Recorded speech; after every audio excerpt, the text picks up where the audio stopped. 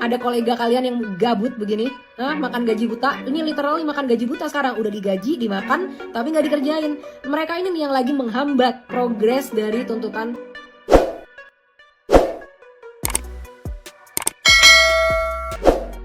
Dan ini ya, punya beberapa low hanging fruit. Low hanging fruit adalah apa-apa yang sebenarnya mudah untuk dicapai dengan effort yang tidak terlalu besar.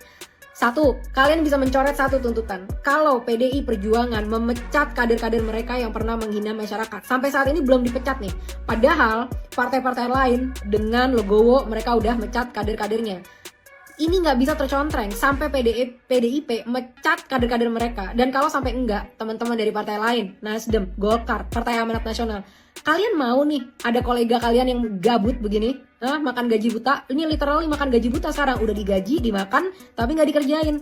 Mereka ini nih yang lagi menghambat progres dari tuntutan rakyat. PDIP, kalian tuh sedang mempertaruhkan elektabilitas kalian di tahun 2029. Kita nggak akan pernah berhenti mengkampanyekan ini.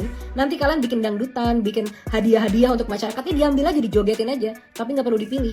Karena kayak begini nih kelambatan cara bekerjanya, nggak punya solidaritas, tidak mendengarkan aspirasi dari masyarakat yang lain. Aku juga udah lihat ya, ternyata katanya Pak Presiden Prabowo udah ngasih instruksi kepada Ketua DPR untuk segera mensahkan RUU perampasan aset. Oke lah, ini sebenarnya adalah kemauan kita jangka panjang. Tapi udahlah, karena kita udah muak banget, udah lakuin aja itu. Itu bisa jadi salah satu lah yang kalian contreng setidaknya. Tuh, 2 low hanging fruit ya. Download Tribun X sekarang. Menghadirkan lokal menjadi Indonesia.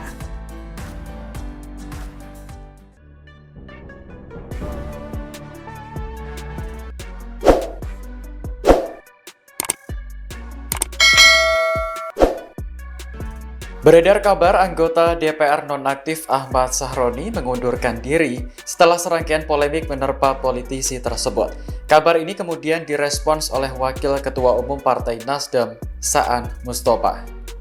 Ditemui di Kompleks Parlemen Senayan, Jakarta pada Rabu 3 September, Saan mengaku akan mengeceknya terlebih dahulu, sebab ia sendiri belum mendengar kabar bahwa Sahroni mundur dari anggota DPR. Saan melanjutkan kemungkinan untuk mencopot Sahroni dari DPR lewat proses pergantian antar waktu juga harus mengikuti prosedur yang ada.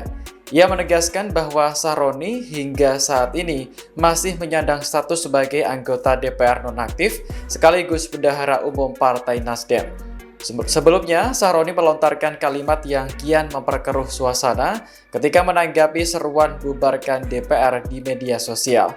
Seruan itu muncul karena anggota Dewan dinilai tidak memiliki sense of crisis, yang mana menikmati tunjangan bernilai besar, sementara kondisi rakyat sedang sulit. Partai Nasdem kemudian menonaktifkan Sahroni sebagai anggota DPR dan meminta agar gaji dan tunjangan tidak diberikan selama menyandang status tersebut. Download Tribun X sekarang. Menghadirkan lokal menjadi Indonesia.